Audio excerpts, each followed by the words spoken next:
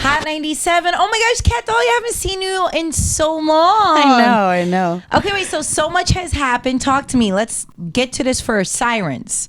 Yeah. Let's talk about the song. Sirens, I just put out a few days ago. I'm super excited about it. Produced by J-Rock, homie, forever. Shout out to J-Rock.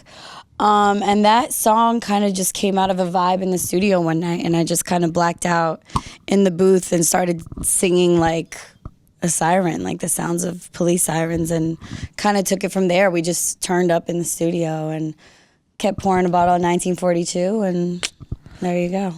Okay, so now Friday Night Magic came out a while ago, and the theme was kind of like a disco-ish theme in the video. Was this your idea? Yeah, we wanted it to kind of be, it was directed by Adria Petty, and we wanted it to be kind of like this disco-esque nostalgic feeling video where it was choreography. We got Anthony Burrell on there, and he just did an amazing job in getting the choreography kind of to feel almost like a Janet Prince kind of mix up, where it felt nostalgic but still modern. So it was honestly like such a fun day. We had a great time. I'm really curious about that. When I heard the title of the album, Naked Lady and a White Horse. So when we kind of we're going through the process of making the album, I started getting into these like late, early 80s, late 70s vibes. Mm-hmm. I was kind of inspired by the stories my dad would tell me when he would go to Studio 54. And one of the stories that was my favorite was this naked lady rolling up on a white horse. No. To the club, to Studio 54, trying to get in. And then they ended up letting the horse in. And that was like the story. So I just always remember that, and that ended up becoming kind of like the cornerstone of like the mood and the vibe of the creating of the project. There were like no limits. It just be as creative as we just wanted to be as creative and left of center as we wanted to be. Yeah.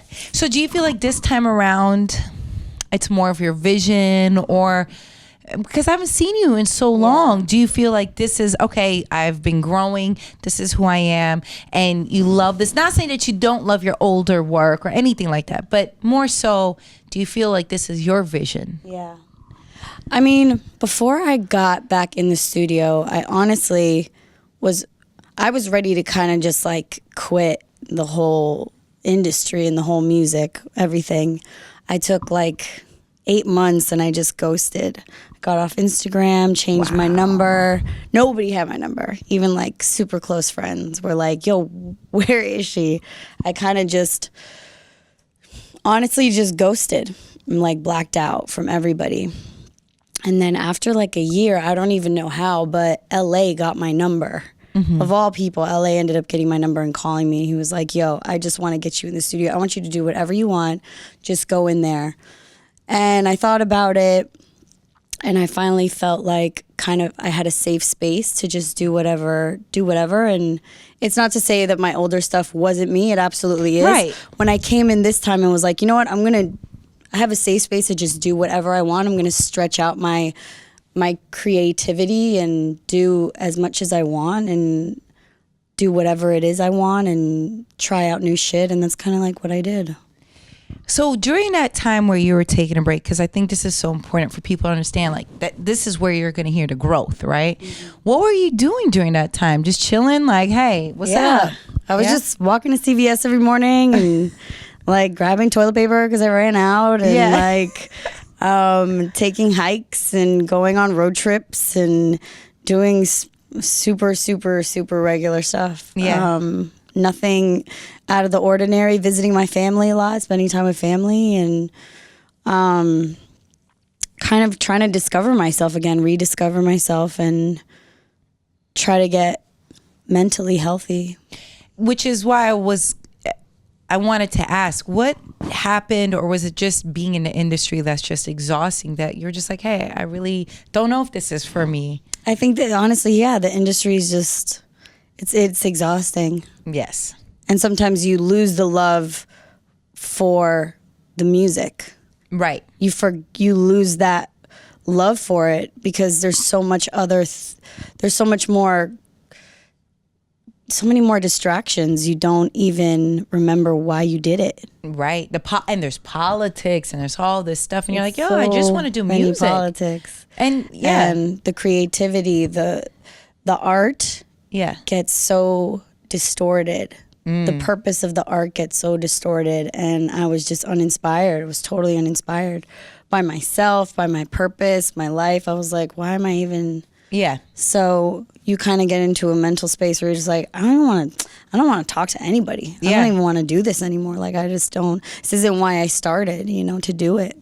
And it was just I think that reset probably really helped out. It did, honestly. And that phone call and as much as I know, you know, some of the songs on the album feel different, it really is just a part of like being an artist. It's something that I felt like I just wanted to do. Sometimes you do it for the sake of wanting to create something different, just to expand your artistic sensibility. Sometimes you just do things and honestly, it's still a part of me. It feels different, but it's still a part of it. Now, you haven't been that away. I mean, I know you have a song with Fat Joe and Remy Ma. You worked with them. So, I mean, was that, I'm assuming, was it after that this? That was after, yeah. Got so it. That was recently. So Khaled called me first, and he was like, yo, Fat Joe wants you on this album, blah, blah. This was over Christmas. Oh, okay. Got it. And I was like, yeah, sure. I was like, I guess. I was like, let me check my schedule. Yeah, I'm available. I'm available. So Khaled called me first. Yo, Kat. Yeah. Listen, Joe wants you on his album. That's so great. This song is crazy. Actually, I haven't heard it yet, but I think it's crazy. I was like, all right, well, I'll take your word for it. Yeah. And so then Joe called me. He's like, Kat, listen. I'm like, are y'all related? Like, what's going on? So him and I were chatting back and forth, and we obviously known of each other. I ironically actually served him as a waitress at Son Cubano. So I was telling him that. I was like, yo, I made them play Lean Back in the restaurant when you were there. He's like, crazy, small world. And we were both talking about how, you know, he's half Cuban, his family's from Matanza, and so is mine. And so we were just chatting. He played me the record, and it actually was super crazy. So literally, I flew back to LA that night and recorded. Gosh, that's so crazy. I know. It was really fun. Do you feel things are different this time around for you versus earlier in your career? In what sense? As far as the energy, the industry, do you feel that, I mean, obviously you know how to deal with it more. You know what this is, right? The politics. Yeah. Do you feel this time around you know your way a little bit better? You know what you're willing to compromise and what you're willing not to compromise at this point? Yeah, it's definitely different this time around. I think I'm older. Like I said, like Gangsta and all that stuff was, it's almost 5 years ago at this point, crazy. You know? I'm 26 now. I'm a little bit older, and I have different experiences. I've kind of like settled into myself, and I have more growth to go through. So I think it's always going to be different. Yeah. So now let's get updated with your life. Are you in a relationship? What's been going on? I haven't seen you in so long. Single. Mm-hmm. Do you even want a relationship? I don't right now. I actually just got out of a relationship. So I've been single for a little while now, and I'm kind of just okay with focusing on me for now. Yeah. I just need a little reset. Break. Yeah, a little reset. And sometimes that's all you need to get back on track. Yeah. And what about you? I haven't seen you in a while. I'm great. I'm in a great relationship. Really? I'm here. So did I see you last in New York, or was it on the West? No, I saw you in New York.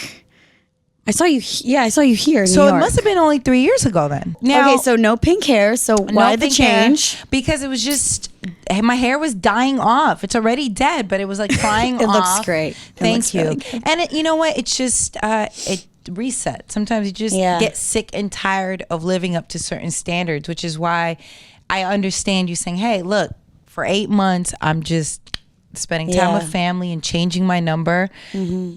And I'm glad you took a break from social media, because I feel like it controls most people nowadays. You know what I mean? It does, especially like the youth, the kids growing up and stuff. and me included, I find All myself of being us. addicted to it, and it's almost feels like this drug. You get this spurt of like feeling like I don't know. You get like this little dopamine shot, you know, when you post something and you're getting likes and all that stuff. I feel like we're this culture that's addicted to that type of Validation. Yeah. validation, this sense of love that isn't exactly real one-on-one, right? Yeah. So even when we're together, we still have our faces down in our phones, and it's going to be interesting to see what happens in the next 10 years. With Oh gosh. Have you seen that show on Netflix, Black Mirror? Oh my God, I love Black Mirror. It's so good. so That good. is what's going to happen. But I can only watch 2 episodes at a time because then I just get really depressed. I have to turn it off. I'm like, all right, it's time for a nap. I gotta just get out of here. And then wake up and start watching again. But that is what's going to happen. I know.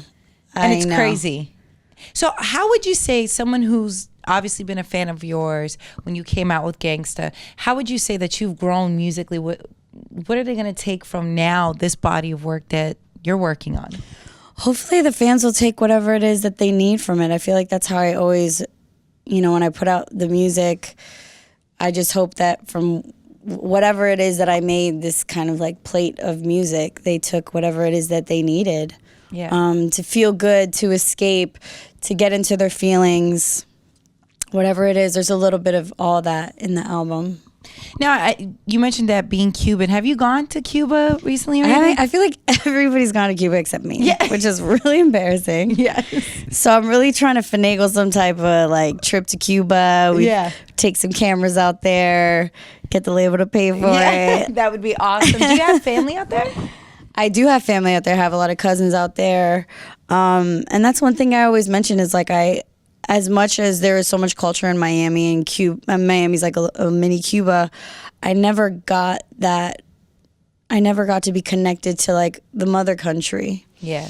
Like, I don't know, you know, Colombians, Mexicans, Venezuelans, not so much now, but before, were able to always go back to their country. I never got to do that. So I'm excited to go. That would be hopefully amazing. this summertime with...